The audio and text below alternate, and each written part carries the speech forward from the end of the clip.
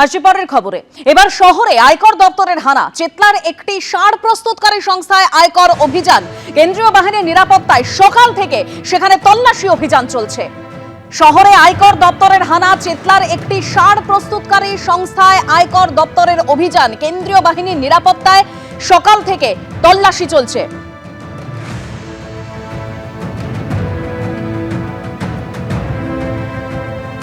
শহরে আয়কর দপ্তরের হানা, যেরকম খবর পাওয়া যাচ্ছে চেতলার একটি সার প্রস্তুতকারী সংস্থায় এই আয়কর দপ্তরের অভিযান। সকাল থেকে অভিযান চলছে কেন্দ্রীয় বাহিনীর নিরাপত্তায়। ঠিক কি খবর রয়েছে, কি তথ্য রয়েছে আমরা জানবো আমাদের প্রতিনিধি অর্ণব মুখোপাধ্যায়ের কাছ থেকে। অর্ণব,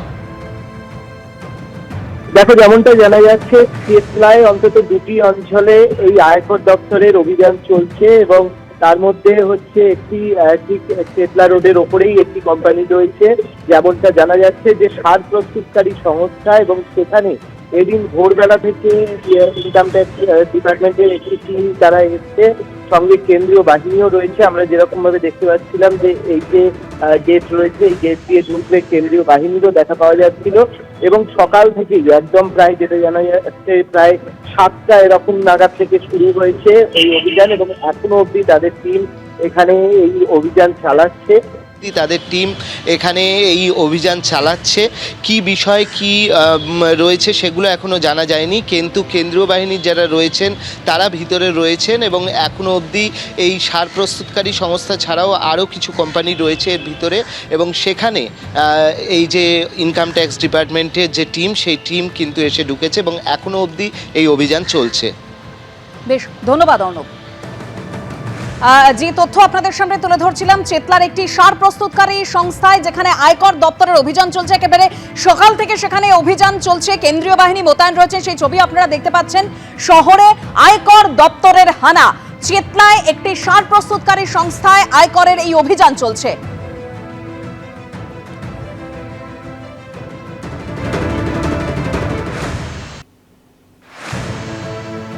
অর্থাৎ একদিকে আপনারা দেখলেন এসআইআর এর যে হয়রানির অভিযোগ, কবিতার আকারে তার প্রতিবাদ জানিয়েছেন অভিষেক বন্দ্যোপাধ্যায়, সোশ্যাল মিডিয়ায় তিনি পোস্ট করেছেন। অন্যদিকে একই অভিযোগে কংগ্রেসের এবার সিইও দপ্তর অভিযান, মিছিল করে সিইও দপ্তরের সামনে বিক্ষোভ দেখায় কংগ্রেসের কর্মী সমর্থকরা।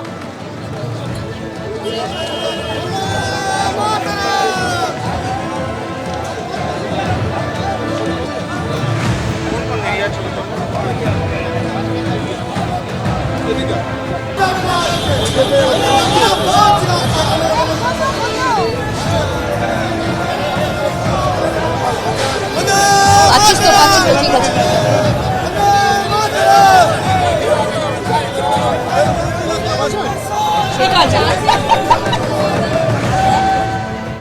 একদিকে এসআইআর নিয়ে সংঘাত একেবারে চরমে পৌঁছেছে, আর এই আবহে এবার কবিতা লিখে প্রতিবাদ জানালেন অভিষেক বন্দ্যোপাধ্যায়। এই হঠকারিতা, এই তালিকার শাসন, এই ভয়ের রাজত্ব আমি অস্বীকার করি।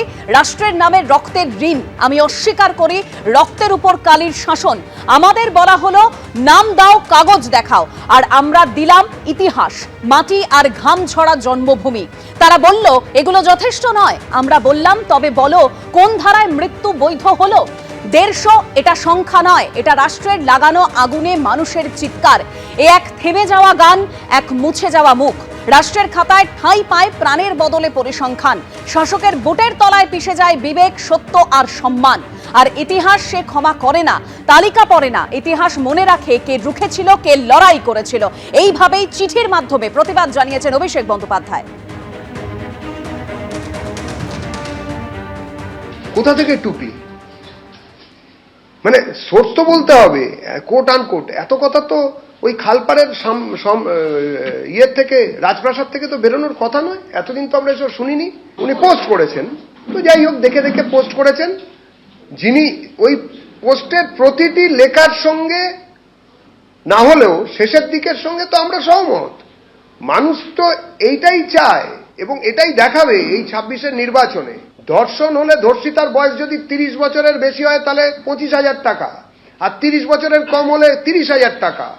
যারা এরকম ডিম ভাত 5 টাকা, সবজি ভাত 3 টাকা 20, আর মাংস ভাত হলে 15 টাকা, মহিলাদের সম্মান এভাবে নির্ণয় করতে পারেন, তাদের মুখে এইসব কথা, বাপরে, এ কারা বলছেন, কিভাবে বলছেন? যাক, এসবের চর্চা করুন, এরপরে বহুদিন ধরে এসবই লিখতে হবে, সময় পাবেন। আর ইতিমধ্যে যেরকম খবর পাওয়া যাচ্ছে যে মুখ্যমন্ত্রীর করা এসআইআর মামলার শুনানি সুপ্রিম কোর্টে ইতিমধ্যেই শুরু হয়ে গিয়েছে। আর সূত্রের যা খবর যে সমস্ত মাইক্রো অবজারভারদের অপসারণ চাইতে পারে পশ্চিমবঙ্গ সরকার।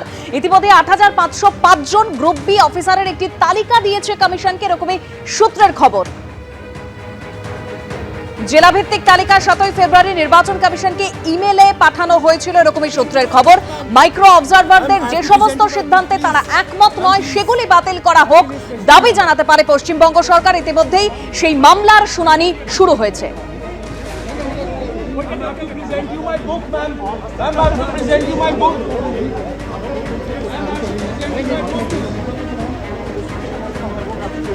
मैम कुछ कहना चाहेंगी मैम? সুপ্রিম কোর্টে মুখ্যমন্ত্রীর করা এসআইআর মামলার শুনানি শুরু হয়েছে। সর্বোচ্চ আদালতে এসআইআর মামলার শুনানি শুরু। ৮৫০৫ জন গ্রুপ বি অফিসারকে ছাড়তে প্রস্তুত কমিশনকে জানিয়েছে রাজ্য, এরকমই সূত্রের খবর। বিজেপি শাসিত রাজ্য থেকে মাইক্রো অবজারভার ও রোল অবজারভার নিয়োগ বুধবারের শুনানিতে নাম কাটার চক্রান্তের অভিযোগ করেছিলেন মুখ্যমন্ত্রী মমতা বন্দ্যোপাধ্যায়। আজকে তার করা মামলার শুনানি ইতিমধ্যেই সর্বোচ্চ আদালতে শুরু হয়েছে।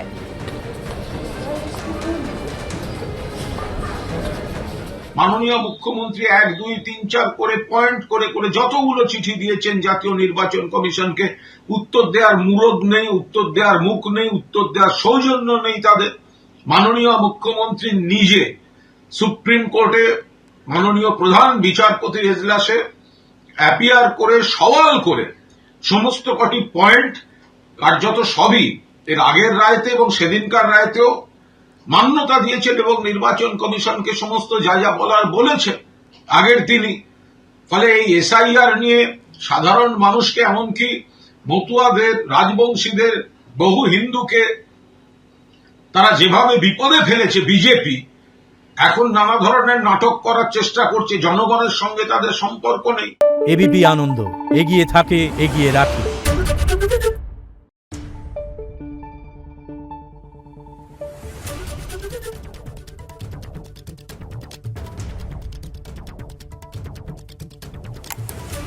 Thank you.